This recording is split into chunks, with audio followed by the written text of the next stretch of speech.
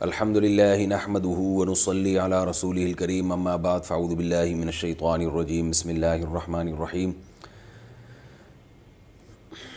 سنسمہ علی الخرطوم انا بلوناہم کما بلونا اصحاب الجنة اذ اقسموا لیصرمنہا مصبحین ولا یستثنون فطاف علیہا طائف من ربک وہم نائمون 20 اپریل 2020 اتوار کو جو پہلے میرے بیانات ہو رہے تھے، جب یہ لاک ڈاؤن نہیں ہوا تھا تو اس وقت بہت بڑا مجمع سامنے بیٹھا ہوتا تھا. اس وقت ہم سورہ قلم کی تفسیر چل رہی تھی، تو اب میں نے ارادہ کیا ہے کہ سورہ قلم ہی کی تفسیر ہی کو آگے ہم کنٹینیو کرتے ہیں، اسی کو آگے جاری رکھتے ہیں، تاکہ یہ جو ہمارا سلسلہ چل رہا تھا اس کا ناغہ نہ ہو. سورہ قلم کی جو میں نے آیات پڑھی ہیں، کئی ہفتے اس پر بیان ہوا ہے کہ اللہ تعالیٰ نے پچھلی آیات میں جو آج میں نے تلاوت کی ہیں، اس سے پہلے والی آیات میں، پہلے میں اس کا کچھ تھوڑا سا خلاصہ بیان کر دیتا ہوں پچھلے بیانات کا. مشرکین رسول اللہ صلی اللہ علیہ وسلم کو یہ کہا کرتے تھے کہ آپ مجنون ہیں، دیوانے ہیں. اللہ نے فرمایا کہ آپ اپنے رب کی نعمت سے مجنون نہیں ہیں، اور اس پر قلم بھی گواہ ہے اور قلم کی تحریریں بھی گواہ ہیں. کسی مجنون کہ کلام کو اتنی اہمیت کے ساتھ نہ لکھا جاتا ہے نہ سنا جاتا ہے. پھر اللہ نے فرمایا کہ جو لوگ ایسے ہیں جن کے اندر یہ صفات ہیں ان کو فالو مت کیا کرو. یعنی آپ انسان جو ہے نا وہ کسی کو فالو ہی کرتا ہے، تو اللہ نے بتایا کہ ان لوگوں کو فالو مت کریں. فلا تطیع المکذبین، انکار کرنے والوں کے پیچھے مت چلیں. اور انکار کرنے والوں کی بری خصلتیں کیا ہوتی ہیں؟ بدو لو تدہنوا فیدہنون ولا تطیع کل حلاف مہین، بہت زیادہ قسمیں اٹھاتے ہیں، جھوٹی قسمیں. مہین، معاشرے میں پست ہوتے ہیں اپنی کردار اور اپنے اعمال کی وجہ سے.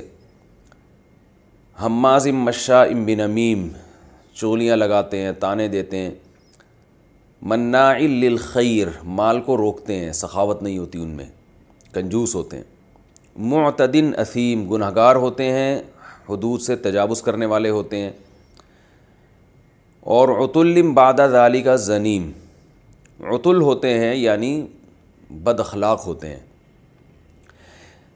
اور زنیم بھی ہوتے ہیں، اکثر عزت حاصل کرنے کے لیے اپنی نسبت ایسے لوگوں کی طرف کر دیتے ہیں جن سے ان کی نسبت بنتی نہیں ہے. اس کو زنیم کہتے ہیں. دیکھیں یہ تو پچھلی آیات ہیں، لیکن جیسے جیسے میرے ذہن میں کچھ علمی نقطے کی باتیں آتی ہیں تو میں بتاتا رہتا ہوں، اگرچہ یہ آج میں نے اگلی آیات پہ درس دینا ہے. اس آیت میں ایک نقطے کی بات ہمیں یہ بھی پتہ چلتی ہے کہ اس میں اللہ نے ہمیں حکم دیا ہے کہ اس قسم کے لوگ تمہیں معاشرے میں نظر آئیں گے، ان کو فالو مت کرو. اس سے یہ بھی پتہ چلتا ہے کہ جن لوگوں میں یہ صفات نہ ہوں، اچھی صفات ہوں، ان کو فالو کرو. تو آج کیا ایک نعرہ لگایا جاتا ہے کہ ہم لوگوں کو فالو نہیں کریں گے، ہم بزرگوں کو فالو نہیں کریں گے، ہم تو صرف کتاب کو پڑھیں گے، کتاب میں کیا لکھا ہے، کتابی ہیں ہم، کتابی. تو اللہ نے تو انسانوں کو فالو کرنے کا حکم دیا ہے. صرف کتاب اگر کافی ہوتی تو اللہ نے یہ تذکرہ ہی نہیں کرنا تھا کہ کس کو فالو کرنا ہے، کس کو فالو نہیں کرنا. اللہ سیدھا سادہ یہ کہتے ہیں بھئی کتابوں کو فالو کرو. تو اللہ نے کتاب کو فالو کرنے کا بھی حکم دیا، اور اللہ نے انسانوں کو فالو کرنے کا بھی حکم دیا کہ لوگوں کو فالو کرو. کتاب کو فالو کرنے کا اللہ نے حکم دیا، اتبعوا ما انزل الیکم من ربکم، جو قرآن تم پہ نازل کیا گیا ہے اس کو فالو کرو. ساتھ ساتھ اللہ نے یہ بھی فرمایا واتبع سبیل من اناب الی، جو میرے راستے پہ چل رہے ہیں ان لوگوں کے راستے کو فالو کرو، انہی کے پیچھے پیچھے چلو. دیکھو وہ ان کا راستہ کون سا ہے تو تم بھی اسی راستے کے پیچھے پیچھے چلو. تو اللہ تعالیٰ نے انسان کو انسانوں ہی کو فالو کرنے کا حکم دیا ہے. اس سے یہ جو نعرے لگ رہے ہیں نا کہ ہم کسی کو نہیں مانتے، بس جو کتاب میں ہم لکھا ہے میں اس کو ڈائریکٹ فالو کروں گا، یہ غلط، اس دعوے کا غلط ہونا ثابت ہوتا ہے. جو قرآن کو فالو کرتا ہے وہ ان لوگوں کو ہی کو فالو کرنا پڑے گا جو پہلے سے قرآن کو فالو کرتے آ رہے ہیں، انہی کے پیچھے چلنا پڑے گا آپ کو، انہی کی اتباع کرنی پڑے گی. مشرکین مکہ اپنے باپ دادا کی اندھی تقلید کرتے تھے. اس اندھی تقلید کو قرآن نے کیا فرمایا؟ وَإِذَا قِيلَ لَهُمُ اتَّبِعُوا مَا انزل الیکم، جب ان سے کہا جاتا ہے کہ اللہ نے جو کلام نازل کیا اس کی اتباع کرو، تو یہ جواب میں کہتے ہیں نتبع ما وجدنا علیہ آباءنا یا ما الفینا علیہ آباءنا، ہم اتباع کریں گے اپنے باپ دادا کی۔ تو دیکھیں یہاں پر اندھی تقلید کو اللہ نے کیا فرمایا، باپ دادا کی جو اندھی تقلید ہے اس کو اللہ نے کیا فرمایا کہ ہم اپنے باپ دادا کی اتباع کریں گے۔ پتہ یہ چلا کہ اتباع ہی کو تقلید کہا گیا ہے۔ اس سے بھی پتہ چلتا ہے کہ جو لوگ کہتے ہیں نا اتباع الگ چیز ہے تقلید الگ چیز ہے، قرآن میں ہمیں اتباع کا حکم دیا ہے، نیک لوگوں کی تقلید کا حکم نہیں دیا، تو یہ سب فضول باتیں ہیں۔ قرآن نے تقلید ہی کو اتباع سے تعبیر کیا ہے، اور اتباع اور تقلید ایک ہی چیز کے دو نام ہیں۔ اتباع بھی کہتے ہیں کسی کو فالو کرنا، تقلید بھی کہتے ہیں کسی کو فالو کرنا۔ بعض لوگ یہ کہتے ہیں کہ اتباع کہتے ہیں دلیل کے ساتھ کسی کو فالو کرنا، اور تقلید کہتے ہیں بلا دلیل کسی کو فالو کرنا، تو یہ بات بالکل غلط ہے۔ اس لیے کہ جب آپ دلیل کے ساتھ کسی کو فالو کریں گے تو پھر دلیل کو فالو کرنے والے کہلائیں گے، اس شخص کو فالو کرنے والے نہیں کہلائیں گے۔ تو یہ ایسے ہی ایک فضول سی بات ہے۔ کچھ اصطلاحات ہیں جس پہ علماء نے بھی کچھ لکھا ہے، تو وہاں سے خام خامے کھینچ تان کر کے لوگ غلط مطلب نکال لیتے ہیں۔ اس کی سب سے بڑی دلیل جو میں دعویٰ کر رہا ہوں قرآن مجید کی آیت ہے، بالکل واضح ہے کہ اللہ تعالیٰ نے جو مشرکین مکہ ہیں نا ان کو کیا فرمایا کہ یہ اپنے باپ دادا کی اتباع کرتے ہیں، تو بتائیں کیا وہ دلیل سے اتباع کیا کرتے تھے؟ وہ تو ظاہر ہے اندھی تقلید کرتے تھے۔ اس اندھی تقلید کو اللہ نے اتباع ہی کے لفظ سے تعبیر کیا ہے۔ ہاں یہ آپ کہہ سکتے ہیں کہ ہم بھی اگر باپ دادا کی اتباع کریں گے یا مجتہدین کی اتباع کریں گے تو وہ بھی اندھی تقلید کہلائے گی، تو یاد رکھیں وہ اندھی تقلید نہیں کہلائے گی، وہ تقلید علی وجہ البصیرہ کہلائے گی۔ اس کی دلیل بھی قرآن مجید کی اس آیت میں موجود ہے کہ اللہ نے جب ان سے کہا نا کہ اللہ کے جو نازل کیا اس کی اتباع کرو، تو یہ جواب میں کیا کہتے ہیں؟ ہم اپنے باپ دادا کی اتباع کریں گے۔ تو اللہ نے ان کی دلیل میں یہ نہیں کہا کہ یہ اتباع غلط ہے، بلکہ کیا فرمایا؟ اولو کان آباؤہم لا یعقلون شیئا ولا یہتدون، اگرچہ تمہارے باپ دادا میں عقل بھی نہ ہو اور سیدھے راستے پہ بھی نہ ہو، پھر بھی ان کی اتباع کرو گے۔ تو اللہ نے ان کے جو باپ دادا کے پیچھے چلنے کو برا قرار دیا، اس کی دلیل اللہ نے یہ بیان کی ہے کہ باپ دادا خود سیدھے راستے پہ نہیں ہیں، وہ خود بے عقل ہیں اور ہدایت پر نہیں ہیں۔ پتہ یہ چلا کہ اگر باپ دادا سیدھے راستے پر ہوں اور وہ خود ہدایت پر ہوں تو پھر ان کی اتباع بالکل جائز ہے بلکہ واجب ہے۔ ہم میں سے بہت سے لوگ اس لیے مسلمان ہیں کہ ہمارے باپ دادا مسلمان تھے، اور حقیقت ہے ہمیں تو اسلام جو ہے ہم نے کوئی شروع میں ریسرچ کر کے اسلام تھوڑی قبول کیا ہے۔ ایک 13-14 سال کا بچہ جو بلوغت کی دہلیز پہ قدم رکھتا ہے اسے بہت زیادہ معلومات نہیں ہوتی اسلام کی، لیکن وہ اس لیے مسلم ہوتا ہے کہ اس کے باپ دادا مسلمان تھے، تو وہ باپ دادا کی تقلید ہی میں اسلام پر ہوتا ہے وہ، لیکن پھر بھی یہ اسلام اس کا مقبول اس لیے ہے کہ اس کے باپ دادا سیدھے راستے پر تھے، اسلام کے راستے پر تھے۔ تو اس لیے اگر اس نے اسلام کے راستے پر چلنے میں باپ دادا کو فالو کیا ہے تو یہ بالکل ٹھیک کام کیا ہے۔ تو اس سے ہمیں یہ صاف پتہ چلتا ہے کہ تقلید کی دو قسمیں ہیں، ایک اندھی تقلید اور ایک تقلید جو علی وجہ البصیرہ ہو۔ اندھی تقلید اسے کہتے ہیں کہ جس کی آپ تقلید کر رہے ہیں اس کے برحق ہونے کی آپ کے پاس دلیل نہ ہو، یہ حرام ہے، ناجائز ہے، جیسے کہ مشرکین کیا کرتے تھے۔ اور تقلید علی وجہ البصیرہ وہ ہوتی ہے کہ جس کی آپ اتباع کر رہے ہیں اس کے برحق ہونے کی آپ کے پاس دلیل موجود ہو۔ تو یاد رکھیں تقلید یا اتباع ہر شخص کرتا ہے، بعض مان کے کرتے ہیں بعض نہیں مانتے۔ جو مجتہدین کی اتباع نہیں کرتے تو پھر وہ آج کے دور کے متجددین کی اتباع کرتے ہیں۔ کوئی غامدی صاحب کی تقلید کر رہا ہے، کوئی جناب پروفیسر کی تقلید کر رہا ہے، کوئی کسی کی تقلید کر رہا ہے، بس انہی کے کلپ سن کے انہی کے دلائل پر اعتماد کر لیا۔ پورے دلائل سامنے نہیں ہوتے، نہ مخالف کے دلائل ہوتے ہیں، بس چند آیتیں ذہن میں ہوتی ہیں، اور اس تقلید کو وہ کہہ رہے ہوتے ہیں ہم قرآن و سنت کو فالو کرتے ہیں، حالانکہ وہ تقلید کر رہے ہوتے ہیں۔ لیکن یہ تقلید اس لیے باطل ہے، یہ اندھی تقلید ہے کہ آپ جس کی تقلید کر رہے ہیں اس کے برحق ہونے کی آپ کے پاس کوئی دلیل نہیں ہے، بلکہ اس کے باطل ہونے کی دلیل ہے۔ آپ کہہ سکتے ہیں بھائی کیسے دلیل ہے باطل ہونے کی؟ دلیل کیا ہے کہ جیسے کسی محدث کے محدث ہونے کی دلیل یہ ہے کہ امت گواہی دیتی ہو کہ یہ محدث ہیں۔ اب آپ بتائیں امام بخاری حدیث کے بہت بڑے امام تھے، ایک عام آدمی کے پاس اس کی کیا دلیل ہے؟ یہی دلیل ہے کہ بھائی ساری دنیا کے مسلمان کہتے ہیں، ساری دنیا کے مسلمان اتنی بڑی گمراہی پہ جمع نہیں ہو سکتے۔ آپ کہہ سکتے ہیں بھائی امام بخاری کے حدیث میں امام ہونے کی دلیل ان کی کتاب ہے بخاری، اس کتاب سے پتہ چلتا ہے کہ وہ بہت بڑے محدث تھے. تو بھائی اس کتاب سے تو پتہ چلتا ہے، لیکن اس کتاب کا آپ کو کیسے پتہ چلا؟ اس کتاب کے بارے میں آپ کو کس نے بتایا؟ خود تھوڑی تحقیق کی آپ نے. ساری دنیا کے سارے مسلمان کہہ رہے ہیں کہ امام بخاری نے یہ احادیث جمع کی ہیں اس کتاب میں، تو یہاں بھی تو ساری دنیا کے سارے مسلمانوں کی بات کر آپ اعتماد کر رہے ہیں. تو اسی طرح یاد رکھیں، جیسے محدث کے محدث ہونے کا پتہ ہمیں امت نے بتایا ہے، علماء نے بتایا ہے، ایسے مجتہدین کے، ائمہ اربعہ کے مجتہد ہونے کا پتہ بھی ہمیں علماء ہی نے بتایا ہے. اور پوری دنیا کے مسلمانوں نے ان علماء کو فالو کیا ہے، ان فقہا کو، مجتہدین کو فالو کیا ہے. اکثر میں ڈاکٹر ذاکر نائک کا ایک مقولہ ذکر کرتا ہوں نا کہ 50% مسلمانوں نے امام ابو حنیفہ کو فالو کیا، 30% مسلمانوں نے امام شافعی کو فالو کیا، 17% مسلمانوں نے امام مالک کو فالو کیا، 2% مسلمانوں نے امام احمد ابن حنبل کو فالو کیا. تو یہ جو، اور یہ بھی آج ہے، ورنہ اس سے پہلے تو یہ تعداد اور زیادہ تھی، یعنی بجائے 75 کے 50 کے ہو سکتا ہے 75% مسلمان امام حنیفہ کو فالو کرتے رہے ہوں. تو یہ امت کی گواہی سے پتہ چلتا ہے کہ کون مجتہد ہے اور قابل اتباع ہے، اور کون ایسا ہے جو قابل اتباع نہیں ہے. آج کوئی بھی شخصیت ایسی نہیں ہے جس کو پوری دنیا مانتی ہو. 4 آدمی مانتے ہیں تو 4000 برا بھلا کہتے ہوں گے، اور ماضی میں جو اسلاف ہمارے گزر چکے ہیں ان کو پوری دنیا مانتی تھی. تو اس لیے یہ سب لفاظی ہے، لوگوں کو قرآن و سنت کے نام پہ اپنی اتباع کی طرف لانا ہے، اپنی تقلید کروانا ہے. کل میں ایک کلپ سن رہا تھا، جناب غامدی صاحب نے ایک دلیل دی ہے کہ قل لا اجد فیما اوحی الی محرما علی طاعم یطعمہ الا ان یکون میتۃ او دما مسفوحا او لحم خنزیر فانہ فسق او فانہ رجس او فسقا اہل لغیر اللہ بھی. غامدی صاحب یہ دلیل دے رہے تھے کہ اے نبی آپ ان سے کہہ دیجئے کہ میرے پاس جو قرآن پڑھا جاتا ہے، جو اللہ کی آیات نازل ہوئی ہیں، ان میں ان چیزوں کے علاوہ اور کسی چیز کو بھی حرام نہیں پاتا.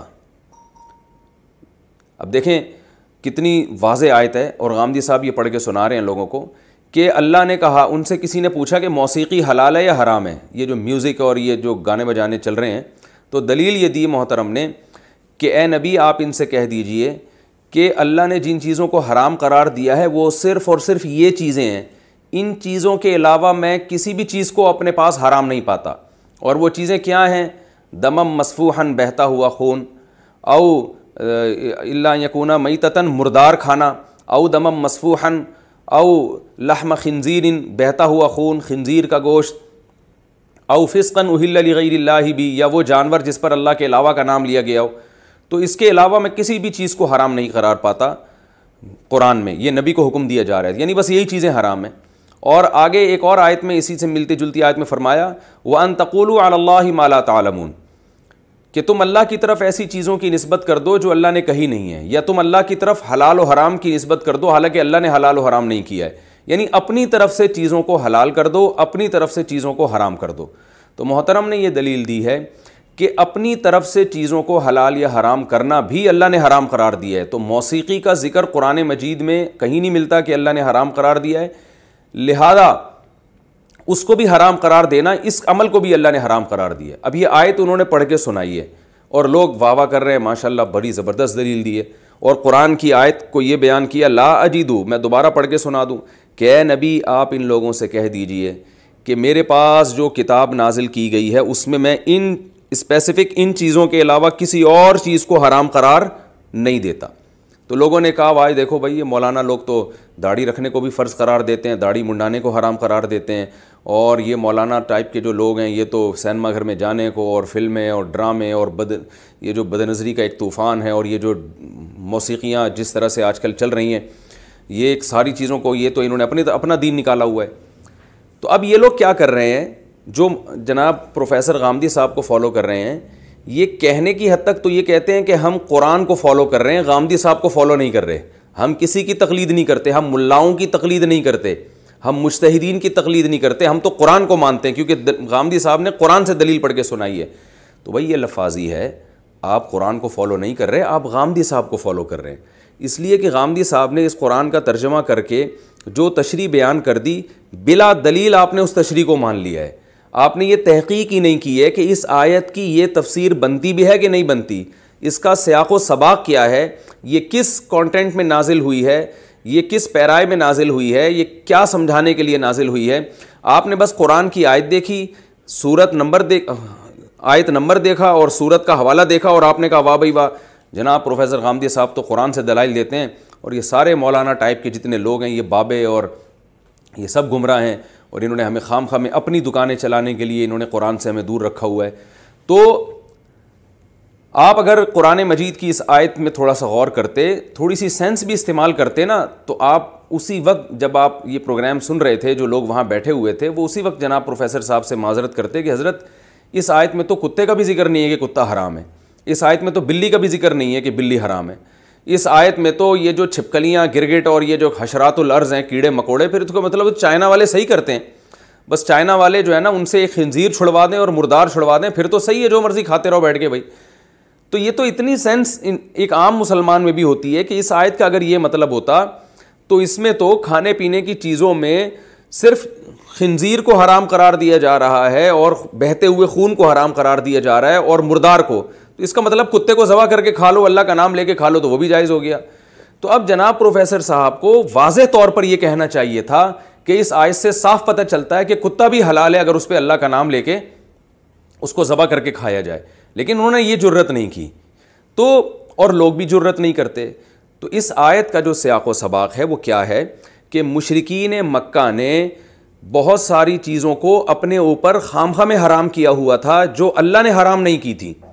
کتے کو تو مشرکین مکہ پہلے سے حرام سمجھتے تھے ابراہیم علیہ السلام کے دین کی وجہ سے, کہ دین ابراہیم پر تھے نا, تو ابراہیم علیہ السلام کے مذہب میں, ان کے دین میں وہ کتا, بلی, یہ درندے سب ویسے ہی حرام تھے.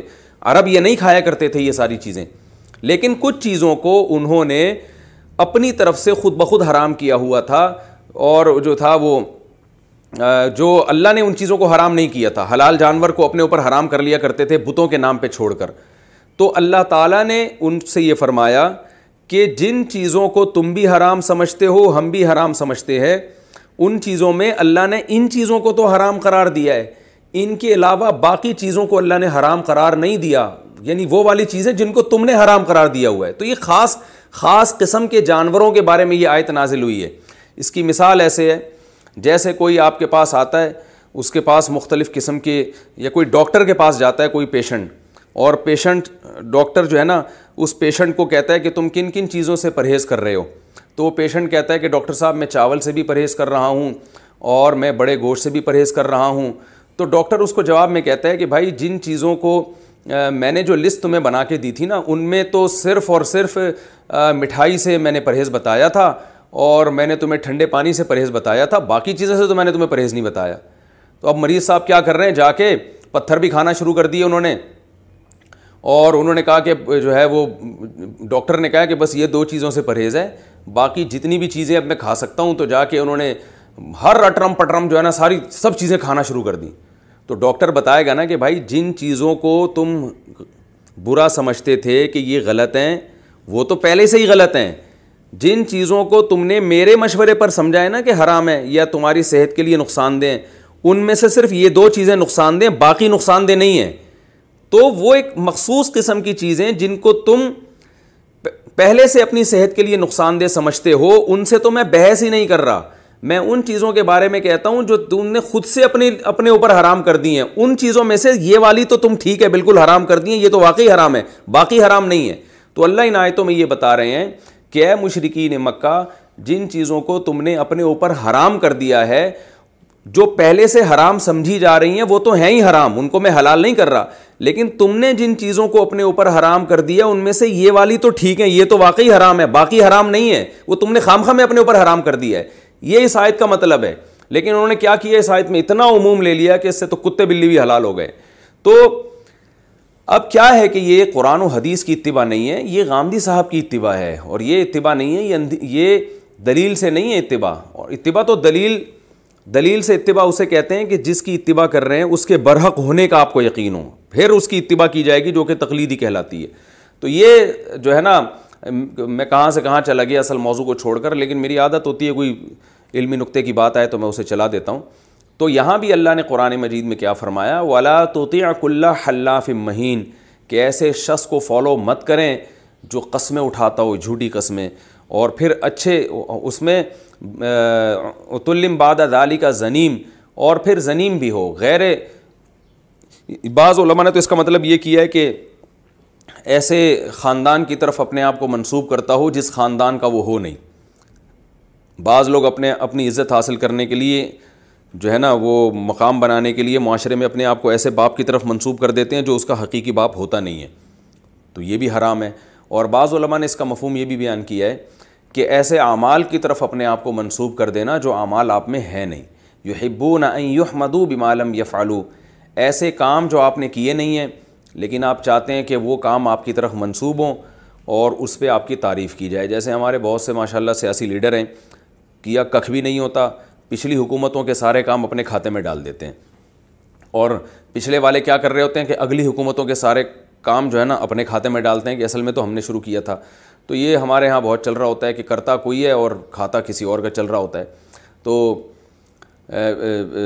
یہ ہمارے ہاں بہت ہے کہ جو کام آپ نے کیا نہیں ہے اس کی طرف آپ اپنے آپ کو، تو یہ بھی ایک قسم کا جھوٹ ہے، بلکہ حقیقت بہت بڑا جھوٹ ہے یہ۔ تو اللہ فرماتے ہیں ایسے لوگوں کو تم نے فالو نہیں کرنا۔ اب اللہ نے اگلی آیات میں کیا ارشاد فرمایا، وَلَا تُطِعْ كُلَّ حَلَّافٍ مَّهِينٍ هَمَّازٍ مَّشَّاءٍ بِنَمِيمٍ مَّنَّاعٍ لِّلْخَيْرِ مُعْتَدٍ أَثِيمٍ عُتُلٍّ بَعْدَ ذَلِكَ زَنِيمٍ أَن كَانَ ذَا مَالٍ وَبَنِينَ، صرف اس بیس پہ ان لوگوں کو فالو مت کرو کہ یہ مال والے اور اولاد والے ہیں، اس بیس پہ ان کو فالو نہیں کرنا۔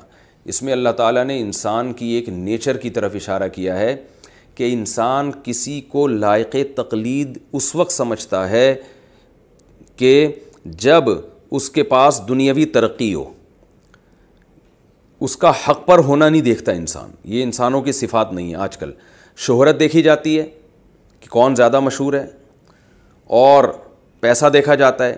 تبھی آپ دیکھ لیں آج مسلمان یورپ کی تقلید کرتے ہیں اور اندھی تقلید کرتے ہیں، اہل مغرب کی تقلید کرتے ہیں۔ وجہ کیا ہے کہ ان کے پاس دولت زیادہ ہے، ان کے پاس وسائل زیادہ ہیں، ان کی ترقی دنیاوی ترقی زیادہ ہے۔ تو اللہ نے فرمایا کہ ان کان ذا مال و بنین، مال اور اولاد کی کثرت کی وجہ سے کسی کی اتباع کرنا، کسی کی تقلید کرنا، یہ جہالت ہے۔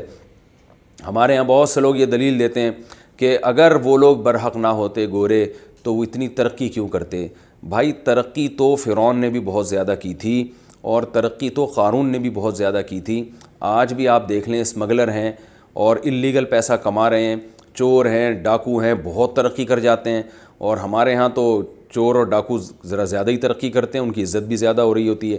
تو اس بیس پر آپ اس کو فالو کرنا شروع کر دیں، یہ کہاں کی عقل مندی ہے؟ یہی ہو رہا ہے ہمارے معاشرے میں کہ ظاہری جو ہے نا وضاقتہ دیکھ کر اور ظاہری شہرت دیکھ کر لوگ اس کو فالو کرتے ہیں۔ میرے پاس لوگوں کے فون آتے ہیں، وہ فلاں جاہل پیر صاحب ہیں، پھونکے لگا رہے ہیں، پتہ نہیں کیا کیا کر رہے ہیں، اور جس کے اولاد نہیں ہے جا کے پھونک لگا کے کہہ رہے ہیں میں نے پھونک لگا دی، تمہارا بیٹا ہو جائے گا، تمہارے یہ ہو جائے گا، تمہارے وہ ہو جائے گا۔ میں حیران ہوتا ہوں لوگوں کا رش دیکھ کے کہ اتنا بڑا جاہل آدمی ہے، اتنا بڑا جاہل آدمی، لیکن ہماری قوم کو آپ دیکھیں کہاں جا رہی ہے۔ وجہ کیا ہے؟ لوگ یہ دیکھتے ہیں کہ اتنے سارے لوگ اس کو فالو کر رہے ہیں تو بس پھر اس کو ہمیں بھی چاہیے کہ ہم فالو کریں۔ یہ نہیں دیکھتے کہ اتنے سارے جو اس کو فالو کر رہے ہیں وہ خود سمجھدار ہیں یا نہیں ہیں۔ یہ امت جب کسی کے صحیح ہونے کی گواہی دے تو وہ گواہی واقعی معتبر ہوتی ہے۔ جیسے میں نے بھی مثال دی امام بخاری اور امام ابو حنیفہ، امام شافعی، امام مسلم، اس کو امت نے گواہی دی ہے نا، لیکن اس سے مراد امت کے وہ طبقہ ہے جو خود پڑھا لکھا ہو اور جو خود سمجھدار ہو۔ سے پاگلوں کی گواہی کا اعتبار نہیں ہوتا، جاہلوں کی گواہی کا اعتبار نہیں ہوتا۔ جاہل تو شعبد باز کو جو ہے نا زیادہ پسند کرتے ہیں، لمبے لمبے دعوے کرنے والے اور شعبد باز کو زیادہ پسند کرتے ہیں۔ اگر میں یہاں پر بیٹھ کے بتانا شروع کر دوں، کچھ جو ہے نا ایسے پھونکے لگانا شروع کروں اور کچھ ایسی چیزیں ظاہر ہونا شروع ہو جائیں جو مخیر العقول ہوتی ہیں، تو آپ دیکھیں کتنا رش لگ جائے گا۔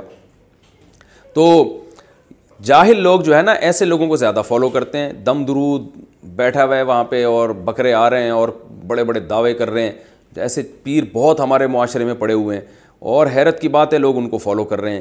بہت افسوس ہوتا ہے، بعض لوگ خوابوں کی تعبیروں کی دکان کھول کے بیٹھ گئے ہیں۔ یورپ میں جو ہے نا، یورپ امریکہ میں بھی ایسا بہت ہو رہا ہے۔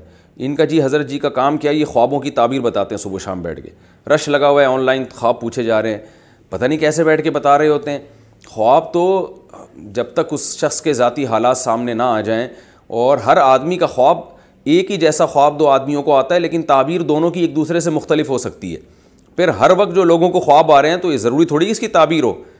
خواب جو ہے نبوت کا 46واں حصہ ہے, عین نبوت نہیں ہے. تو 46 حصے کریں گے تو ایک حصہ امکان ہوتا ہے اس میں صحیح ہونے کا. لیکن یہ یعنی اس سے یہ بھی ہم استدلال کر سکتے ہیں کہ 46 لوگوں کو خواب آئے تو شاید ایک کا خواب صحیح نکلے, اور ایک آدمی کو خواب آ رہا ہے تو اس میں اس کا جو ہے نا 2.5% سے بھی کم چانس ہے صحیح ہونے کا کہ یہ اس کی کوئی تعبیر ہوگی. تو اب آپ مجھے بتاؤ جس کے 2.5% صحیح ہونے کا چانس ہے تو اس کے میں ہر ایک کی تعبیر بتاتے پھرنا, یہ کہاں سے کی یعنی یہ کون سی عقل مندی کی بات ہوئی. تو خواب سینٹر کھولے ہوئے ہیں انہوں نے, استخارے سینٹر کھولے ہوئے ہیں. لوگ ان سے پوچھتے ہیں کہ بھئی اس کی کیا تعبیر ہے, وہ بتا رہے ہوتے ہیں. 46 آدمی اگر تعبیر پوچھیں گے نا تو 46 کے 46 کو بتائیں گے. تو نبوت کا 46واں حصہ کا مطلب تو یہ ہوا کہ اس میں 46 حصے کریں گے تو 1% امکان ہے اس کے صحیح ہونے کا, یقینی ہونے کا. تو 46 آدمیوں کو اگر آ رہا ہے تو میرا خیال ہے اس حدیث سے ہم یہ سمجھ سکتے ہیں کہ 46 میں سے ایک کو صحیح آئے گا.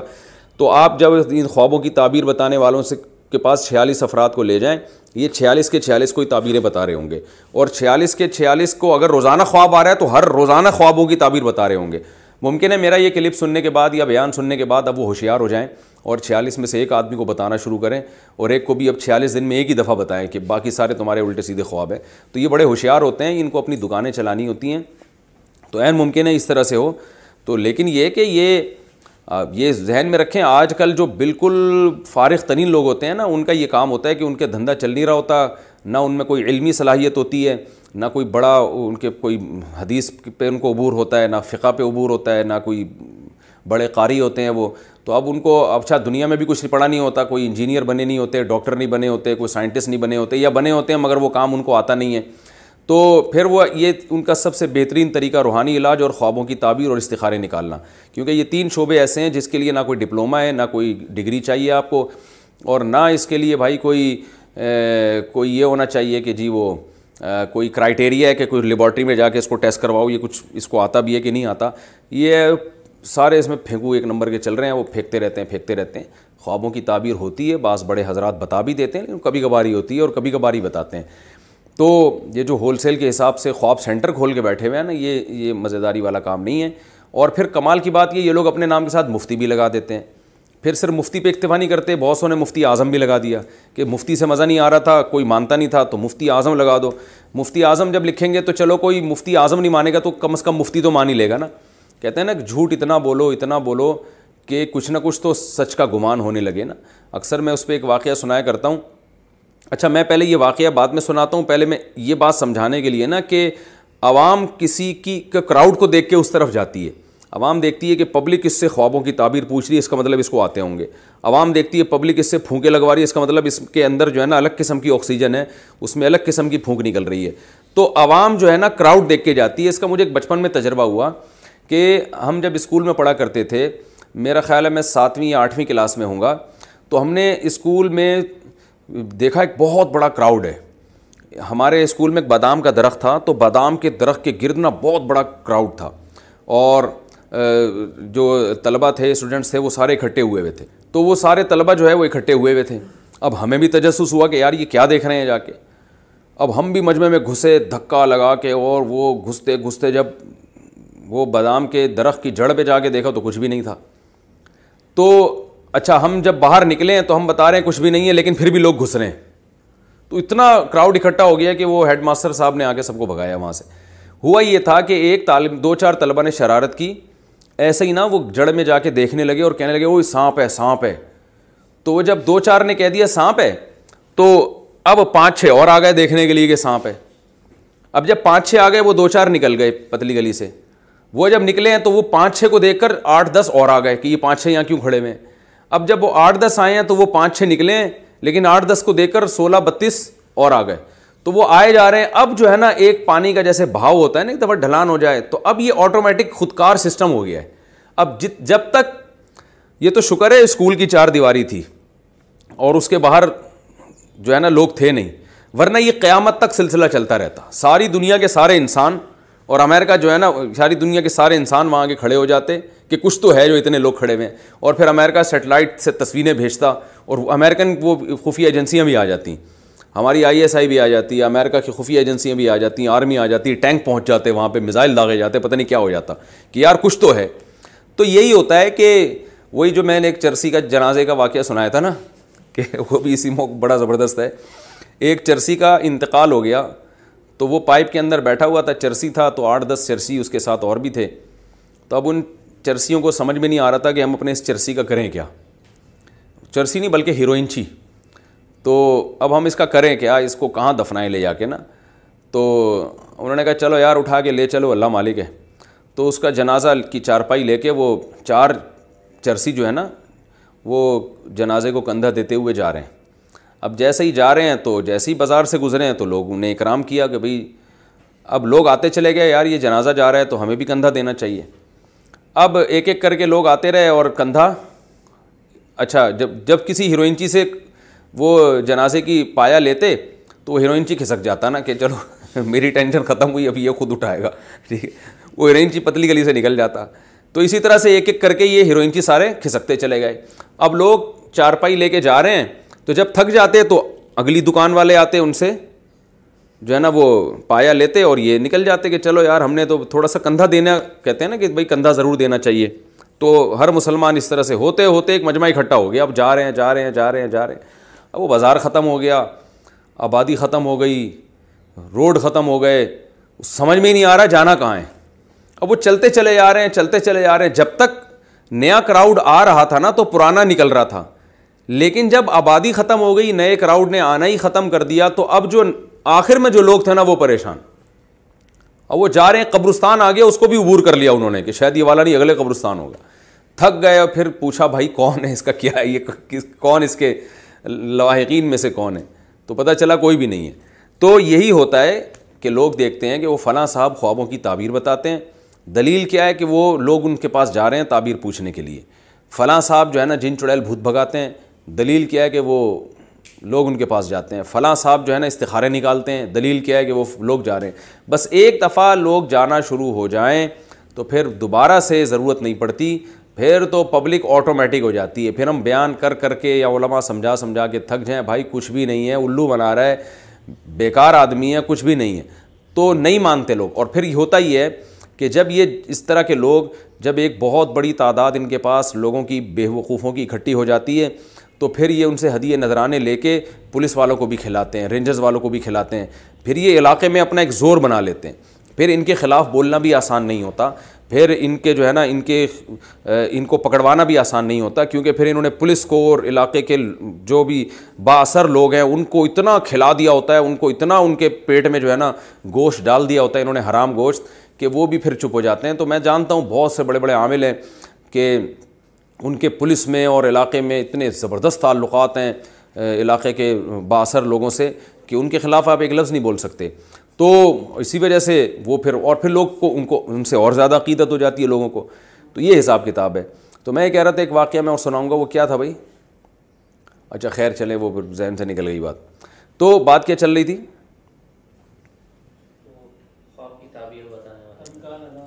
ہاں, ان کان ذا مال و بنین. لوگ یہ دیکھتے ہیں کہ فلاں کے پاس پیسہ ہے, شہرت ہے, اور جو ہے بس شہرت ہے, پیسہ ہے, پبلک ہے, کراؤڈ ہے, اس کو فالو کرنا ہے, تو یہ دیکھ کے لوگ پیچھے چل رہے ہوتے ہیں. تو اس آیت میں اللہ نے یہ بھی بتایا کہ یہ چیز قابل اتباع نہیں ہے. اچھا یہاں ایک اور علمی نکتے کی بات ہے کہ لوگ جب صحیح فطرت پہ تھے نا تو وہ مال کے ساتھ ساتھ اولاد پر بھی فخر کیا کرتے تھے. تو اولاد کی کثرت بھی ایک دنیاوی نعمت سمجھی جاتی تھی. تو اللہ نے فرمایا کہ اللہ نے جو تمہیں اتنی کثرت سے بیٹے دیے ہیں, یہ صرف یہ اس کی علامت نہیں ہے کہ تم برحق ہو. تو اب آپ مجھے بتاؤ کہ پہلے زمانے میں کافر بھی یہ چاہتا تھا کہ اس کے بہت زیادہ بیٹے ہوں. تو ظاہر ہے جب مجموعی اولاد زیادہ ہوگی تبھی تو بیٹے زیادہ ہوں گے نا. ایسے تو نہیں ہو سکتا کہ 2 بچے ہوں تو پھر بیٹے زیادہ کہاں سے ہو گئے. تو 18-20 ہوں گے تو پھر ان میں 9-10 بیٹے ہوں گے اور باقی بیٹیاں ہوں گی. تو اس سے یہ بھی پتہ چلتا ہے کہ یہ ہمیشہ سے جو ہے نا اولاد کی کثرت, اس میں انسان دلچسپی رکھتا تھا. تو یہ جو آج کل نعرہ چلایا جا رہا ہے کہ 2 بچے ہی اچھے, یہ انسانی نیچر اور فطرت کے خلاف ہے. یعنی انسان فطری طور پر یہ چاہتا ہے کہ میری اولاد زیادہ ہو, تو آپ نے پروپیگنڈا کر کے اس کو اس نیچر سے دور کر دیا ہے. تو پروپیگنڈے کے ذریعے کیا ہوتا ہے کہ انسان متاثر تو ہوتا ہے پروپیگنڈے سے, لیکن جب اپنی فطری لائف سے دور ہوتا ہے تو سکون کھو بیٹھتا ہے. تو اس سے پتہ چلتا ہے کہ بھئی میاں بیوی کو گھر میں اولاد کی کثرت اور بچوں کی کثرت سے جو سکون ملتا ہے، جو اطمینان ملتا ہے، جو ان کو ان سے محبت ہوتی ہے، پھر یہ بچے ان کے کام آتے ہیں، تو یہ نیچرل لائف ہے، اس میں اللہ نے سکون رکھا ہے۔ اور اگر آپ اولاد کو محدود کریں گے تو یہ ایسے ہی ہے جیسے اللہ نے مال کا ذکر کیا کہ ہم نے تمہیں مال زیادہ دیا، اس پہ فخر مت کرو، اولاد زیادہ دی، تو آپ کہیں کہ نہیں بھائی کوئی پروپیگنڈا شروع کر دے کہ مال کا زیادہ ہونا بری چیز ہے، تو نتیجہ کیا نکلے کہ لوگ جو ہے نا، جس کی تنخواہ 10,000 روپے سے زیادہ ہے، وہ کہہ کہ 10,000 سے زیادہ مجھے سر نہیں چاہیے، کمپنی میں جا کے کہنا شروع کر دے، کیونکہ 10,000 سے زیادہ میں کہاں خرچ کروں گا یہ مجھے سمجھ میں نہیں آ رہا ہوتا۔ تو یہ جیسے یہ پاگل پنے والی بات ہوگی، تو مال تو ہر انسان چاہتا ہے کہ جتنا زیادہ وہ اچھا ہے، تو ایسے ہی اولاد بھی قرآن سے پتہ چلتا ہے کہ انسان کی فطرت ہے، وہ چاہتا ہے کہ جتنی زیادہ اولاد ہو اتنا اچھا ہے۔ تو ان میں سے کسی بھی خواہش کو کم کر دینا یہ انسانی نیچر اور انسانی فطرت کے بالکل اگینسٹ ہے، اور نیچر کے خلاف جب آپ چلیں گے تو آپ اسٹریس میں جائیں گے، ڈپریشن میں جائیں گے، آپ بہت ساری پیچیدگیاں پیدا ہونا شروع ہو جائیں گی، جو کہ ہو رہی ہیں۔ آپ دیکھیں نا لوگوں کے حالات کیا ہیں، خودکشی کا ریشو کس قدر اسپیڈ کے ساتھ بڑھ رہا ہے، وجہ کیا ہے؟ نیچرل لائف ختم ہوتی جا رہی ہے۔ تو اللہ نے آگے ارشاد فرمایا سَنَصِبُهُ عَلَى الْخُرْطُومِ، یہ جتنی یہ بری صفات کے حامل لوگ ہیں ان کو بتا دیں کہ ہم ان کی سونڈ پر داغیں گے قیامت کے دن، یعنی ان کو عذاب دیں گے۔ اور آگے اللہ نے ارشاد فرمایا کہ اِنَّا بَلَوْنَاهُمْ كَمَا بَلَوْنَا أَصْحَابَ الْجَنَّةِ اِذْ أَقْسَمُوا لَيَصْرِمُنَّهَا مُصْبِحِينَ، ہم نے ان کو ایسے آزمایا ہے جیسے ہم نے باغ والوں کو آزمایا تھا۔ بس یہ اس کا میں آیتوں کا ترجمہ کر کے اپنی بات کو ختم کرتا ہوں۔ باغ والوں کو اللہ نے آزمایا تھا۔ پچھلی امتوں میں ایک واقعہ ہوا تھا کہ لَيَصْرِمُنَّهَا مُصْبِحِينَ، کچھ لوگ تھے جنہوں نے بڑی محنت کی، کھیتی باڑی کی، اور بہت شاندار اور خوبصورت باغ لگایا انہوں نے، اور بڑا زبردست خوشنما باغ تھا وہ۔ تو انسان کی عادت ہے کہ جب اس کی محنت کے پھل کا وقت آتا ہے اور پیسہ ملنے والا ہوتا ہے تو اس کی طبیعت میں ایک ہوس پیدا ہو جاتی ہے کہ کوئی دیکھ نہ لے، اور یہ سارا جو ہے نا جتنا کوئی باغ کی کٹائی ہوگی، آلو پیاز ٹماٹر خربوزے، یہ غریب جتنے لوگ ہیں نا یہ آ کے کھڑے ہو جاتے ہیں، لوگ چھپا رہے ہوتے ہیں، لوگ قربانی میں جانور ذبح کرتے ہیں، وہ دروازہ بند کر دو بھائی کوئی دیکھ نہ لے، اور نعمتوں کو چھپایا جا رہا ہوتا ہے، اس لیے نہیں کہ نظر نہ لگ جائے بلکہ اس لیے چھپایا جا رہا ہوتا ہے کہ وہ مانگ نہ لے ہم سے۔ تو بہت سے لوگ آپ نے دیکھا ہوگا کہ کروڑ پتی ہوتے ہیں، لیکن جب بھی آپ ان سے بات کرو نا تو رونا ہی رونا شروع کر دیتے ہیں، ابے یار ابے مہنگائی ہے بھائی۔ ان کو یہ ڈر ہوتا ہے کہ ہم نے بتا دیا نا الحمدللہ بہت اچھے حالات ہیں، تو یہ ڈر ہوتا ہے یہ پیسے نہ مانگ لیں مجھ سے کہ یار اتنے اچھے حالات ہیں تو ذرا 50 روپے مجھے دے دو، مجھے بڑی ضرورت ہے۔ تو اللہ نے ارشاد فرمایا اِنَّا بَلَوْنَاهُمْ كَمَا بَلَوْنَا أَصْحَابَ الْجَنَّةِ، باغ والوں کو جیسے ہم نے آزمایا تھا تو ان کو بھی ہم نے اسی طرح انسانوں کو آزمایا ہے۔ اِذْ أَقْسَمُوا لَيَصْرِمُنَّهَا مُصْبِحِينَ، ان سب نے قسم اٹھائی کہ ہم صبح صبح جا کے کھیتی کاٹیں گے، اور ظاہر ہے جب کسان پورے سال محنت کرتا ہے اور پھل کھانے کا وقت آتا ہے تو اس کی خوشی دیکھنے والی ہوتی ہے، کل جائیں گے اور یوں کریں گے اور ہم تو یہ کر دیں گے۔ ہم نے چونکہ محنت کی، اپنی محنت پر اعتماد کر رہے تھے، لَيَصْرِمُنَّهَا، لازمی ہم یہ کھیتی کاٹیں گے اور بیچیں گے اور پیسہ کمائیں گے۔ وَلَا يَسْتَثْنُونَ، اللہ فرماتے ہیں انہوں نے انشاءاللہ نہیں کہا، اپنی محنت پہ ناز کرنے لگے کہ ہم نے کیا ہے تو اب ہم کاٹیں گے اور پیسہ کمائیں گے، یہ نہیں کہا کہ اللہ نے اگر چاہا، کیونکہ جو لبرل لوگ ہیں نا، جو ٹوٹلی اپنی محنت اور اپنی جو ہے نا وہ اپنے کام پہ اعتماد کرتے ہیں، وہ ان کو ڈکشنری میں اللہ پسند ہی نہیں آتا کہ یہ اللہ کا لفظ ہے کیوں، کہتے ہیں میں کر رہا ہوں تو بس یہ ہے نا کھاؤں گا میں، تو وہ اللہ نے چاہا تو یہ کیا ہوتا ہے اللہ نے چاہا تو۔ ابھی جیسے ہمارے ایک میں نام تو نہیں بتاؤں گا، ان کا جو ہے وہ ایک بہت بڑے عہدیدار ہیں حکومتی سطح پہ، ان کا بیان آیا تھا کہ یہ جو کرونا وائرس پھیل رہا ہے نا، اس کا علاج دعاؤں سے نہیں ہوگا، اس کا علاج ویکسینیشن سے ہوگا، اور میڈیکل سائنس ہی اس سے لڑے گی۔ اچھا یہ بھی ایک بات بتا دوں کہ یہ جو لڑنے کا لفظ استعمال ہوا ہے، وائرس سے ڈرنا نہیں ہے لڑنا ہے، تو یہ بالکل نامناسب لفظ ہے۔ حدیث میں آتا ہے وبائیں اللہ کا عذاب ہوتی ہیں، تو عذاب سے کون لڑ سکتا ہے بھائی؟ آپ اس کے علاج کی فکر ضرور کریں، ویکسین ایجاد کرنے کی کوشش کریں۔ نبی صلی اللہ علیہ وسلم نے فرمایا ما انزل اللہ من داء الا انزل له شفاء، بخاری کی حدیث ہے، کوئی بیماری اللہ نے ایسی پیدا نہیں کی ہے جس کی اللہ نے دوا نہ پیدا کی ہو، تو یقیناً اس وبا کی بھی اللہ نے دوا پیدا کی ہے، جو ایک وقت کے بعد میڈیکل سائنس انشاءاللہ اللہ نے چاہا تو مطلع ہو جائے گی اس پر۔ لیکن یہ کہنا کہ ہم اس وبا سے لڑیں گے، تو بھائی اگر اللہ کو غیرت آ گئی اور اللہ کو جوش آ گیا، بولے لڑ کے دکھاؤ، تم مجھ سے لڑنے کی کوشش کر رہے ہو، تو کوئی بھی نہیں لڑ سکتا۔ میں ٹھیک ہے، میں مانتا ہوں کہ جو یہ کہتے ہیں ہم اس سے لڑیں گے ان کی نیتیں غلط نہیں ہیں، لیکن یہ لفظ بہرحال نامناسب ہے۔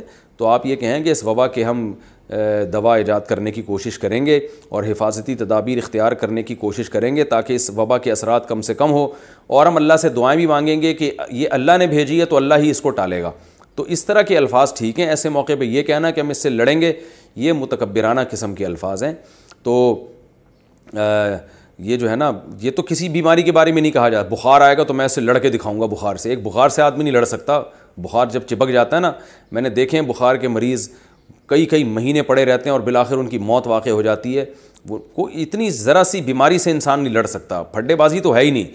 آپ ایک معمولی سا مچھر جو ڈینگی کی بیماری پیدا کر دیتا ہے, انسان اس سے نہیں لڑ سکتا. تو مچھر سے نہیں لڑ سکتا, آگے کی باقی بڑی بڑی بیماریوں سے کہاں سے لڑے گا. تو لڑائی وڑائی کے الفاظ استعمال کرنا کہ ہم یوں کر دیں گے, ہم یوں کر دیں گے, تو فنٹر گیری جو ہے نا یہ اچھی نہیں لگتی اللہ تعالیٰ کو. کہ ابراہیم علیہ السلام نے اس موقع پہ کیا فرمایا تھا, وَإِذَا مَرِضْتُ فَهُوَ يَشْفِينِ, میں جب بیمار ہوتا ہوں تو میرا اللہ مجھے شفا دیتا ہے. یہ نہیں کہا تھا میں جب بیمار ہوتا ہوں تو ڈرتا نہیں ہوں, میں تو اس سے فائٹ کرتا ہوں. ڈرپوک لوگ ہیں. تو اگر وہ یہ الفاظ استعمال کرتے تو اللہ بتا دیتے کہ اے ابراہیم کتنے لوگ ہیں جو بیمار ہوئے اور آپ سے زیادہ طاقتور تھے اور وہ فائٹ نہیں کر سکے, تو آپ کیسے فائٹ کر سکتے ہیں. تو اللہ اسی لیے ابراہیم علیہ السلام نے کیا فرمایا, وَإِذَا مَرِضْتُ, جب میں بیمار ہوتا ہوں, فَهُوَ يَشْفِينِ, تو میرا اللہ ہے جو مجھے شفا عطا فرماتا ہے. تو آپ یوں کہا کریں کرونا وائرس سے ڈرنا نہیں ہے لیکن اس کے علاج کی فکر کرنی ہے. لڑنے وڑنے کا لفظ استعمال نہ کیا کریں. تو میں یہ عرض کر رہا تھا کہ انسان کی عادت کیا ہے کہ جب اسے کوئی نعمت ملنے والی ہوتی ہے تو اترانا شروع کرتا ہے اور غریبوں کو بھول جاتا ہے. تو اللہ نے کیا فرمایا, لا یصرمنھا مصبحین, قسمیں اٹھائیں گے صبح کے وقت ہم جائیں گے تو کھیتی کاٹیں گے اور یوں کریں گے. اور یہ نہیں کہا اللہ نے اگر چاہا, نا ولا یستثنون فطاف علیہا طائف من ربک وہم نائمون. اللہ فرماتے ہیں رات کے وقت ایک طوفان آیا اور وہ کھیت بالکل ہی صفائے ہستی سے مٹ گیا. فاصبحت کالصریم فطاف علیہا طائف من ربک وہم نائمون فاصبحت کالصریم فتنادوا مصبحین ان اغدوا علی حرثکم ان کنتم صارمین. صبح اٹھے خوشی سے کہنے لگے چلو بھائی نکلو, چلو جاؤ شاباش جلدی سے جا کے کاٹو. ان اغدوا علی حرثکم ان کنتم صارمین فانطلقوا وهم یتخافتون الا يدخلنها اليوم علیکم مسکین. اور کہنے لگے باتیں کرتے ہوئے جا رہے ہیں, بھائی دیکھو کسی غریب کو نہیں پھٹکنے دینا. یہ غریب غربا لوگ ہیں نا, کم وقت محنت کرتے نہیں ہیں, اور ہماری محنت ہے اور آ جائیں گے آلو دے دو اتنے, مجھے اتنے ٹماٹر دے دو, جیسے ہوتا ہے نا. اور سارے سب کو پتہ چلے گا ان کی فصل آج کٹنے والی ہے تو سارے لین لگا کے سارے علاقے کے جتنے بھی غریب غربا اور جو ہے نا کم وقت, یہ جو ہے نا یہ انسان کی نیچر ہے جو اللہ بیان کر رہے ہیں.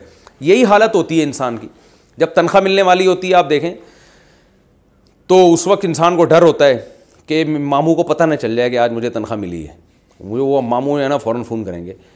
تو بیوی سے بھی چھپا رہے ہوتے ہیں اور اب تو باپ سے بھی چھپانا شروع کر دیا لوگوں نے کہ ابا کو نہ پتہ چل جائے. تو ایک چھپانا تو اس لیے ہوتا ہے کہ فراڈی لوگ آپ کے اس مالی وسعت سے ناجائز فائدہ نہ اٹھائیں. وہ تو ٹھیک ہے, علاقے ہر محلے میں کچھ ایسے فراڈی ہوتے ہیں جن کا کام ہی مانگنا ہوتا ہے. ان کو پتہ چل جائے اس کی پینٹ میں پیسے ہیں تو وہ لازمی سونگتے ہوئے آ جائیں گے آپ کی طرف. جیسے وہ ہوتے ہیں نا وہ جو ایئرپورٹ پہ کتے چھوڑے ہوئے ہوتے ہیں, ان کو کہیں سے بھی چرس نظر آ جائے تو پہنچ جاتے ہیں وہاں پہ. تو ایسے ہی ہر محلے میں ایسے بھی کچھ ندیدے ہوتے ہیں جن کو پتہ چل جائے نا اس کی پینٹ میں 5000 کا نوٹ پڑا ہوا ہے تو وہ ان کو سونگ سے پہنچ جائیں گے. تو ایسے ندیدوں سے بچنے کے لیے اگر آپ گول مول بات کرتے ہیں بھائی نہیں ہے ابھی میں کہاں سے میرے خرچے, تو وہ تو ٹھیک ہے. لیکن نارملی آپ اس لیے اپنی دولت چھپائیں کہ بہت جو معاشرے کے مستحقین لوگ ہیں, بیچارے لاچار لوگ ہیں, کہیں وہ آپ سے کچھ مانگ نہ لیں, تو یہ بالکل غلط ہے. یا آپ کی بہنیں وراثت نہ مانگ لیں, یہ بھی بہت ہوتا ہے معاشرے میں. بعض لوگ کیا کرتے ہیں, ان کو کہیں سے اچھا خاصا پیسہ مل گیا, اب ان کو پتہ ہے کہ میں نے بہت سے لوگوں سے قرضہ لیا ہوا ہے, بہنوں کی وراثت لی ہوئی ہے, وہ اس لیے چھپا رہے ہوتے ہیں کہ یہ میرا اپنا حق مانگنے نہ آ جائیں, ان کے سامنے بیٹھ کے رو رہے ہوتے ہیں. تو یہ بھی حرام ہے, ناجائز ہے. بھائی اللہ نے آپ کو وسعت دی ہے تو صاحب حق کو اس کا حق عطا کرو نا, تو اس کا حق بنتا ہے. آپ اس کو بتاؤ بھائی پہلے نہیں تھے اب الحمدللہ اللہ نے وسعت دے دی ہے تو آئیں, جس کا حق ہے میں دینے کے لیے تیار ہوں. لیکن چھپا رہے ہوتے ہیں اور پھر عمرے پہ جا رہے ہوتے ہیں, حج پہ جا رہے ہوتے ہیں. انسان حیران ہوتا ہے. ہمارے ایک جاننے والے تھے, انہوں نے ماشاءاللہ طبیعت سے غریبوں کا پیسہ کھایا اور بہت کھانے کے بعد جو ہے نا وہ کیا کر رہے تھے, عمرے پہ جا رہے تھے. جب ان سے بولو کہ بھائی پیسے دو جو آپ نے کھائے ہوئے ہیں لوگوں کے, تو کہہ رہے پیسے نہیں ہیں, لیکن وہ حج پہ بھی چلے گئے اپنی بیگم کے ساتھ, عمرے پہ بھی چلے گئے. تو آدمی حیران ہوتا ہے یار تم حج پہ کیسے جا رہے ہو. تو یہ ہے وہ کیفیت جو اللہ تعالیٰ بیان کر رہے ہیں اس صورت میں. یہ ہے وہ کہ جب فصل کٹنے والی ہے, پیسہ ملنے والا ہے, تو اللہ فرماتے ہیں یتخافتون, چپکے سے باتیں کر رہے ہیں, کیونکہ ایسی باتیں اوپنلی نہیں ہوتی, کھلے عام نہیں ہوتی, ایسی باتیں چپکے سے ہوتی ہیں. تو چپکے سے آ کے کیا باتیں کر رہے ہیں, اللہ یدخلن الیوم علیکم مسکین, دیکھو آج کوئی مسکین قریب نہیں پھٹکنا چاہیے. تم ایسا کرو سائڈ والے گیٹ پہ کھڑا ہو جاؤ, کوئی بھی شکل سے ایسا لگے نا دیکھنے سے غریب غربا لگ رہا ہے, اس کو وہیں مصروف کر دو. یعنی اسی قسم کا تبصرہ کر رہے ہوں گے, کیونکہ مسکین پہ تو پابندی کوئی نہیں لگا سکتا نا, تو یہی کر سکتے ہیں جو 8-10 آدمی جتنے بھی ہوں گے ان کو کہیں کھڑا کر دیا ہوگا کہ بھائی وہ ادھر سے وہ ٹماٹر لینے آئے گا, ادھر سے وہ پیاز لینے آ رہا ہوگا, ادھر سے وہ خربوزے مانگے گا, تو تم یہیں سے لوگوں کو ٹہلانا شروع کر دینا. اللہ یدخلن اليوم علیکم مسکین وغدوا علی حرد قادرین, اور اپنے خیال میں انہوں نے سمجھا کہ آج تو ہم خوب جو ہے نا رج کے کھائیں گے. اور وغدوا علی حرد قادرین فلما رأوها قالوا انا لضالون, جب اپنی کھیت پہ پہنچے نا تو کہنے لگے ہم راستہ بھول گئے ہیں, وہ شاید ہم غلط سمت میں کیونکہ وہ ان کو تصور ہی نہیں تھا کہ ایسا بھی کوئی کیڑا لگ سکتا ہے کھیتی پہ جو پوری کھیت کو ہی چٹ کر جائے. ایسے کیڑے ہوتے ہیں جو راتوں رات مسلط ہوتے ہیں اور صبح آپ اٹھو تو کچھ بھی نہیں ہوتا. تو وہ کہنے لگے یار یہ ایسا بھی ہو سکتا ہے. تو کہنے لگے کہ بھائی ہم راستہ بھول گئے ہیں, یہ والا راستہ نہیں ہے, غلطی سے کسی اور جگہ آ گئے ہم. یعنی ایسا حال ہو گیا تھا ان کے کھیت کا. اور انا لضالون بل نحن محرومون, پھر جب کافی دیر غور و فکر کیا, نقشے دیکھے, گوگل میپ کھول کے دیکھا, یار اس پہ اپنا نام ڈال کے دیکھا, لوکیشن پلاٹ نمبر ڈال کے دیکھا, تو بھائی یہ تو وہی ہے. تو پھر کہنے لگے بھائی ہمیں تو محروم ہو گئے, انا لمغرمون, ہمیں تو چٹی پڑ گئی, تاوان پڑ گیا. ہائے ہائے بیٹھ کے خوب رونے پیٹنے لگے, انا لمغرمون. اور کیا ہے فاقبل بعضهم على بعض يتلاومون, اور قالوا انا كنا, وہ کیا ہے فاقبل بعضهم على بعض يتلاومون, ایک دوسرے پہ ملامت کرنے لگا, ابے تیری وجہ سے یہ ہوا ہے, کم وقت تو نے کہا تھا کہ غریب مسکین نہیں آنا چاہیے, اس کا مطلب اللہ کو غصہ آ گیا ہمارے اوپر کہ میں نے تمہیں ایک نعمت دی. تو ایک دوسرے پہ لعن طعن, ایک دوسرے کو ملامت کرنا شروع کر دیا. تو نے ایسے الفاظ بولے تھے, تو نے انشاءاللہ نہیں کہا تھا, تو بڑے جزم سے کہہ رہا تھا کہ صبح کھیتی کٹے گی اور ہم لیں گے. اور ایک دوسرے کو جب تھوڑی دیر کے بعد ان کا احساس ہوا تو کیا کہنے لگے کہ فاقبل بعضهم على بعض يتلاومون قالوا یا ویلنا انا كنا طاغین, کہنے لگے بھائی ہم سب کی غلطی ہے, کوئی ایک بھی ہم میں ایسا نہیں ہے جس نے کسی غریب کو کھلانے کا مشورہ دیا ہو, ہم میں کوئی ایک بھی ایسا نہیں ہے جس نے یہ کہا ہو بھائی اللہ کی قدرت ہے, اللہ نے ہمیں یہ کھیت دیا, اللہ نے ہمیں فصل دی, یہ جو دانے کو ہم نے زمین میں بویا تھا یہ ہم نے اپنی قدرت سے تھوڑی اگایا ہے, ہم تو صرف زمین میں ڈال کے چلے گئے تھے, اگانے والا تو اللہ ہے. تو یہ تو سب اللہ کر رہا ہے بھائی, ہم میں کوئی ایک بھی ایسا نہیں تھا جو خیر کی بات کرنے والا ہو, سارے کنجوسی کی بات اور سارے اپنی محنت پہ اعتماد کر رہے تھے. تو اس لیے ہم سب کا یہ قصور ہے, ہم سب اس میں جو ہے نا برابر کے مجرم ہیں. اور اللہ فرماتے ہیں فاقبل بعضهم یا ویلنا انا كنا طاغین عسى ربنا ان یبدلنا خیرا منها انا الی ربنا راغبون. اور پھر ان کو احساس ہوا اور کہنے لگے اب ہم دوبارہ محنت کرتے ہیں اور اپنے رب کے سامنے توبہ کرتے ہیں اور آئندہ یہ غلطی نہیں کریں گے, اللہ کی رحمت سے امید ہے ہمیں اس سے اچھا باغ عطا فرما دے گا. اب آپ دیکھیں یہ پرانے زمانے کے لوگ تھے جنہیں سزا مل کے نصیحت ہو گئی کہ بھائی ہمیں جو نقصان ہوا ہے وہ نقصان اس لیے ہوا ہے دو وجہ سے, دو فالٹ تھے ان میں. ایک یہ کہ ہم نے اپنی محنت پہ اعتماد کیا, اللہ پہ نظر نہیں رکھی. اس سے ایک سبق ملتا ہے کہ جب بھی آپ کوئی کام کریں, اگر آپ اپنی محنت پہ اپنے ہنر پہ اعتماد کریں گے تو اللہ کی مدد آپ سے ہٹ سکتی ہے. محنت پوری کرنی ہے, نظر اللہ پہ رکھنی ہے. دوسری بات یہ کہ جس اللہ نے آپ کو نعمت دی ہے اس میں اللہ کی مخلوق کا حصہ بھی آپ نے نکالنا ہے. اگر آپ نے اللہ کی مخلوق کا حصہ نہیں نکالا اور آپ چاہے کہ اسی ساری دولت میں سانپ بن کے بیٹھ جاؤں, اپنے کاروبار, اپنے پلاٹ, اپنی زمین اور اپنی تنخواہ ساری میری پیٹ میں چلی جائے, تو آپ کی پیٹ میں نہیں کسی کے پیٹ میں بھی نہیں جائے گی, وہ اللہ برکت چھین لے گا. تو پہلے زمانے کے لوگوں میں شعور تھا, ان لوگوں کو جب سزا ملی تو ان کو تنبیہ ہو گئی, انہوں نے کہا ہم توبہ کرتے ہیں, اللہ یہ دو غلطیاں آئندہ نہیں کریں گے. لیکن آج ہمارے دل اتنے سخت ہو گئے ہیں کہ آج اگر ہمیں سزا ملتی نا تو آج ہم کیا کہتے ہیں کہ بھائی یہ ایکچولی اصل میں وہ موسم ایسا چل رہا تھا, یوں ہو رہا تھا تو یوں ہو رہا تھا, تو آئندہ جو ہے نا ہم تھوڑی ڈبل محنت کریں گے. اور مسکین کا تو سوال ہی پیدا نہیں ہوتا کہ وہ قریب آ جائے. اب تو علاقے کے مسکینوں پہ پہلے اسپرے کریں گے ان کو مارنے کے لیے, اور کھیتوں پہ بعد میں اسپرے کریں گے. تو تنبیہ کے بعد بھی ہدایت نہیں ملتی. پہلے لوگوں میں تھوڑا دل نرم تھا تو تنبیہ کے بعد ہدایت مل جاتی تھی. تو اس آیت سے ہمیں جو سبق ملا اس کا میں خلاصہ بیان کر کے اپنی بات کو ختم کرتا ہوں. جو سورہ قلم کی یہ آج میں نے آیتیں پڑھی ہیں, خلاصہ کیا نکلا کہ بھائی اپنی محنت پہ اعتماد نہیں کرنا, اور انشاءاللہ کے لفظ کی اہمیت کا بھی پتہ چلتا ہے. اب آپ دیکھیں اسی وجہ سے قرآن مجید نے ہمیں کیا حکم دیا, آتوا حقہ یوم حصادہ, جس دن کھیتی کٹا کرے نا تو غریبوں کو ان کا حق دے دیا کرو. یہ اللہ نے حکم دیا, تبھی اس کو عشر جو ہے نا, عشر 10واں حصہ اور 20واں حصہ اسلام نے واجب کیا ہے کہ جب بھی کھیتی کٹے گی اور جو ہے نا زمیندار اس سے فائدہ اٹھائے گا تو اللہ نے حکم دیا کہ اگر وہ آسمان کے پانی سے سیراب ہونے والی کھیتی تھی تو تمہارا خرچہ اس پہ بہت کم آ رہا ہے، اس لیے اس میں سے 10واں حصہ غریبوں کا نکالا جائے گا، جس کو عشر کہا جاتا ہے، کیونکہ یہ اللہ نے دی ہے۔ کافر کہتا ہے کہ یہ تو میں نے اپنی محنت سے کمائی ہے۔ اللہ فرماتے ہیں فالق الحب والنوا، دانے کو گھٹلی کو پھاڑ کر درخت بنانے والا یہ تمہارے سائنسدان نہیں ہے، یہ اللہ نے بنایا ہے۔ تم تو صرف زمین کی محنت کو دیکھ رہے ہو، آگے جو اس میں سے درخت اگتا ہے اور پھل اگتے ہیں یہ کون کر رہا ہے؟ یہ تم تھوڑی کر رہے ہو۔ ما کان لکم ان تنبتوا الشجر، تمہارے ہاتھوں میں اتنی طاقت نہیں ہے کہ تم درخت کو اپنے ہاتھ سے بنا لو، یہ تو اللہ کر رہا ہے۔ اس لیے اسلام نے ہمیں حکم دیا کہ جب بھی پیداوار کٹے گی تو اگر آسمان کے پانی سے سیراب ہوتی ہے تو اس کا 10واں حصہ آپ کو بطور زکوٰۃ نکالنا پڑے گا، اور اگر آپ خود ٹیوب ویل کے ذریعے اس کو سیراب کرتے ہیں تو جتنی پیداوار آئی ہے اس کے 20 حصے کیے جائیں گے، اور 1 حصہ اس میں سے غریبوں اور مسکینوں کے لیے نکالا جائے گا، اور اس کا مصرف وہی ہوگا جو زکوٰۃ کا مصرف ہوتا ہے۔ تو اور باقی امام ابو حنیفہ کے نزدیک 20واں حصہ جو آپ نکالیں گے تو اس کی قیمت بھی دے سکتے ہیں۔ تینوں امام مالک، امام احمد بن حنبل اور امام شافعی کے نزدیک تو جیسے آپ کے سیب کا باغ ہے نا، تو سیب کی جب کٹائی ہوئی ہے، سیب اترا ہے، تو جتنا سیب بنتا ہے، مثال کے طور پر اگر جو ہے وہ 100 پیٹیاں بنی ہیں تو اس میں سے 10 پیٹیاں غریبوں کی ہوں گی اگر آسمان کے پانی سے سیراب ہوتا ہے، اور اگر وہ خود ٹیوب ویل کے ذریعے سیراب کر رہے ہیں تو 5 پیٹیاں سیب کی جو ہے وہ غریبوں کے لیے نکلیں گی۔ تو امام حنیفہ کے فقہ میں یہ آسانی ہے کہ چاہو تو وہ 5 پیٹیاں دے دو، چاہو تو اس 5 پیٹیوں کی قیمت بھی دے سکتے ہیں، پیسے بھی دے سکتے ہیں غریب کو، لیکن بہرحال اس کا حق ادا کرنا پڑے گا۔ تو یہ اللہ نے ہمیں حکم دیا، اور اسی سے ہم باقی چیزوں میں بھی استدلال کر سکتے ہیں کہ بھائی جب بھی اللہ کی نعمت آئے تو اللہ کی مخلوق کا بھی اس میں کچھ حصہ رکھنا چاہیے۔ اللہ تعالیٰ سے دعا ہے اللہ سمجھنے کی، عمل کرنے کی توفیق عطا فرمائے۔